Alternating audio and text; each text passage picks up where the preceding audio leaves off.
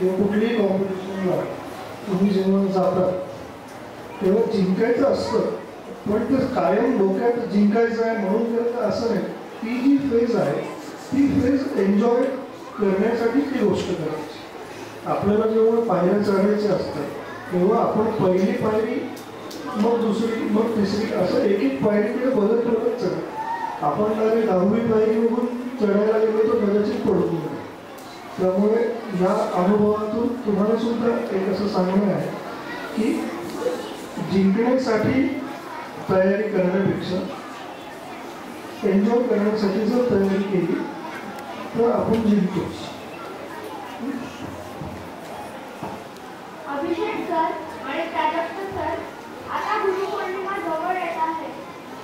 तुमच्या या फील्डमध्ये गुरु कोण याच्याबद्दल थोडं सांगा. आता फोटोग्राफी हा विषय जर धरला आपण तर यामध्ये प्रसाद पवार म्हणून माझे गुरु आहेत की ज्यांनी मला शिकवलं म्हणण्यापेक्षा माझे पेशन्स क्रिएट केले. की जसं एखादा शॉट द्यायचा असतो पण त्याकरता तुम्हाला जर 10 सेकंद तो शॉट मिळालाच नाही तर तुम्ही बेचैन होता की अरे नाही मिळाले, जाऊ दे दुसरं काहीतरी शोधू. पण त्या ठिकाणी पेशन्स तुमच्याकडे असतील तर तुम्ही तो शॉट मिळवण्याकरता जगत राहा, तुम्ही फाईट करता की नाही मला हा शॉट पाहिजे.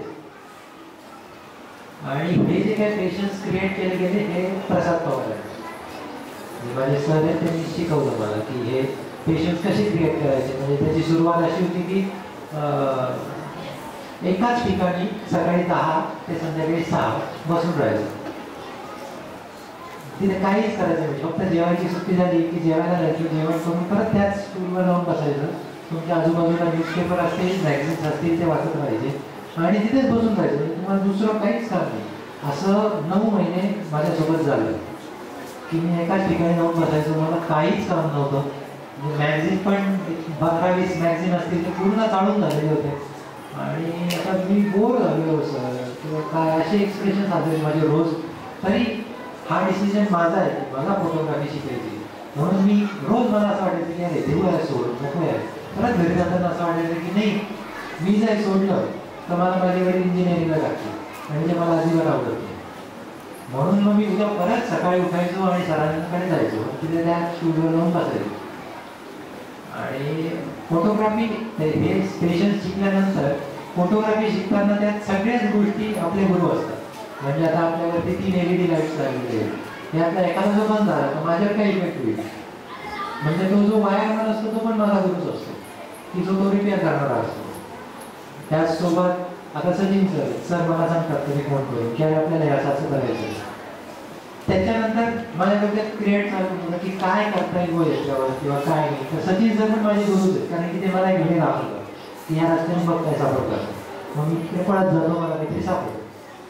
तर असं करत करत म्हणजे गुरु म्हणाल खूप लोक आहेत. म्हणजे प्राजक्त पण एक गुरुच आहे की ज्यांनी मला सांगितलं की तुझा वारीला तुला एक मस्त एक्सपिरियन्स येतो. कारण की त्याने इकडे दाखवला की जा इकडे जा काहीतरी भेटेल. तर अशा ह्याच्यात खूप जण आहेत. म्हणजे जॅक्सन सर पण गुरुच आहेत की जे ते कुठेतरी मला डिरेक्ट करत असतात बॅक स्टेजवर की आता असं होणार आहे का, आता हा आमच्या इकडे एंट्री घेणार आहे आणि असं होणार आहे. त्यावेळेस मला कळतं की अरे हां आता हा मला एक रस्ता दाखवतो की इकडे असं होणार आहे ना, मला काय करायचं ते मी ठरवतो. हे जर जॅक्सन सरांनी मला कळवलंच नाही किंवा सांगितलंच नाही तर मग तो शॉट मला मिळतच नाही. त्याच्यामुळे फोटोग्राफीमुळे मला हे कळालं आहे की व्हॅल्यू किती आहे प्रत्येक गोष्टीची. म्हणजे आता हा जर माईक बंद पडला तर काय होईल बुवा, म्हणजे किती इम्पॉर्टन्स आहे. म्हणजे आता बसलेले ते बघताय ते ऐकताय पण त्यांना माहिती आहे माईक बंद केल्यावर काय करायचं लगेच एका सेकंदाच्या आत. तर हे सगळ्या गोष्टी डिपेंड असतात तुम्हाला फोटोग्राफीमध्ये. आणि फोटोग्राफीमुळे मग या गोष्टी सगळ्या शिकायला मिळाल्या की काय असतं काय नाही, मजा आहे. मी लेखनासाठी किंवा डिरेक्शनसाठी कुठल्याच कोर्स केलेला नाही. माझे गुरु आहेत ते म्हणजे पुस्तक. मी खूप वाचतो, माझी स्वतःची मोठी लायब्ररी आहे.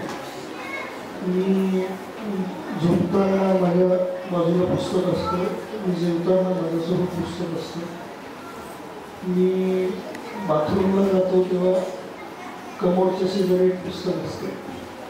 असं मी खूप वाचतो आणि त्यामुळे पुस्तक माझे गुरु आहे. त्यामुळे असं काहीच नाही आहे की ज्यासाठी आपल्याला कोणीतरी एक माणूसच गुरु म्हणून लागतो.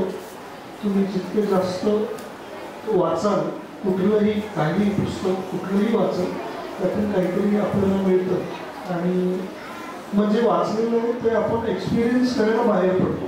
कारण याच्यात असं असं लिहिलेलं आहे, हे खरंच असं आहे. मग बाहेर आपण जातो, मग तिथे आपल्याला तो अनुभव येतो. त्यामुळे पुस्तक हे म्हणजे गुरु आहे.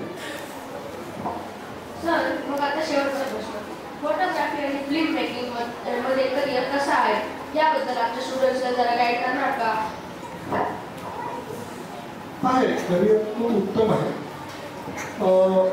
पण कसं आहे, एक तुम्ही एक हे जर लक्षात ठेवलं की आपण एक कुठल्या तरी पोझिशनला पोहोचू, मग ह्या क्षेत्राकडे वळाला. जसं अभिषेकने त्याच्यातलं पूर्ण नॉलेज घेतलं आणि मग त्याच्यातली त्याने डिग्री घेऊन तो ह्या क्षेत्रात पडला. तसं त्या क्षेत्रातलं व्यवस्थित नॉलेज घेऊन जर आपण पुढे गेलो त्याच्यात निश्चित खूप चांगलं करिअर आहे. आता काही जण असं आहे की काही लोकांना ॲक्टरच व्हायचं असतं, पण मग ॲक्टिंग स्कूलला जाऊ नाही शकत. मग अशा वेळेस निदान आपल्याकडे कुठली तरी चांगली डिग्री जर असेल, तुम्ही ग्रॅज्युएशनचं वगैरे सगळं झाल्यानंतर व्यवस्थित शिकल्यानंतर मग तुमच्या विचार करण्याच्या पद्धतीमध्ये फरक पडतो. आणि मग आपण जी गोष्ट न शिकता करू ती शिकल्यावर आपण अजून चांगल्या पद्धतीने शिकतो. त्यामुळे उत्तम शिक्षण घेऊन तुम्ही जर हे काम केलं तर त्याच्यामध्ये उत्तम करिअर आहे.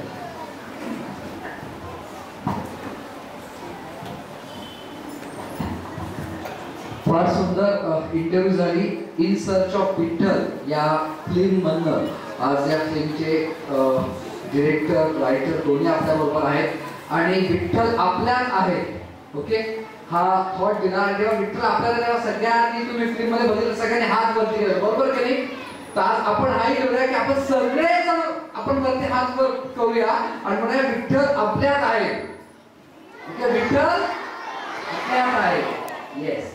सो थँक्यू सो मच तुम्हाला दोघांचं आणि ते 7-7च्या मुलांनी तुमची इंटरव्ह्यू घेतली. त्यामुळे आपण एक छानपैकी यांच्यावर एक सेल्फी घेऊया. पुन्हा एकदा आपण छान वरती विठ्ठल आपल्यात आहे.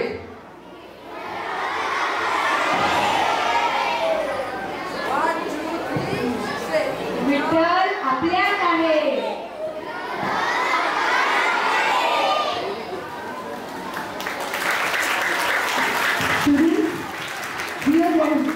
आणि जोरदार टाळ्या आपल्या सर्व छोटे छोटे स्टुडंट ज्यांनी फार सुंदर इंटरव्ह्यू घेतली, प्रश्न विचारले. Very good. Thank you so much and thank you teacher. Student